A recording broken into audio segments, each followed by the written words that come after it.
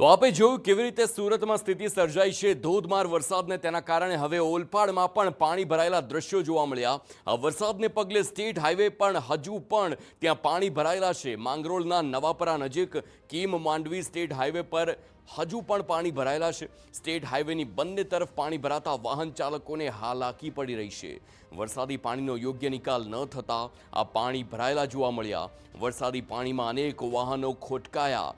વાહન ચાલકો જીવના જોખમે વરસાદી પાણીમાંથી પસાર થવા મજબૂર બન્યા। આ સ્થિતિ જે માંગરોળ વિસ્તારમાં નવાપરા નજીકની બનેલી જોવા મળી રહી છે। સુરત જિલ્લામાં છેલ્લા થોડી કલાકોથી મેઘરાજાએ વિરામ લીધો છે। મેઘરાજાના વિરામ છતાં પાણી ઓસરવાનું નામ નથી લઈ રહ્યું। સીધા દ્રશ્યો જોઈ શકો છો કે જે કીમ ઓલપાડ સ્ટેટ હાઈવે છે ત્યાં હાલ પણ વરસાદી પાણીનો ભરાવટ યથાવત રહ્યો છે।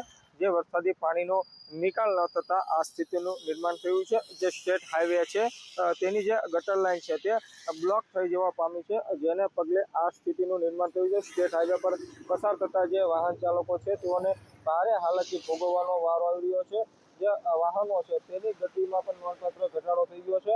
બાઇક, મોપેડ સહિતના નાના વાહનો છે તે બંધ થઈ રહ્યા છે। સ્ટેટ હાઈવેની નજીકમાં જે જીઆઈડીસી વિસ્તાર આવેલો છે, આ જીઆઈડીસી વિસ્તારમાં પણ પાણી ભરાઈ ગયા છે, જેને પગલે જીઆઈડીસીના જે કારખાનાઓ છે તે સવારથી જ ઠપ રહ્યા છે। ત્યારે જે રીતે સુરત જિલ્લામાં વરસાદી પાણી ભરાવો થયો છે, જેને પગલે લોકો હેરાન પરેશાન થઈ ગયા છે। જે તંત્ર દ્વારા જે પ્રી મોન્સૂન કામગીરી કરવાની હોય તે પ્રી મોન્સૂન કામગીરી ન કરતા આ પરિસ્થિતિનું નિર્માણ થયું છે।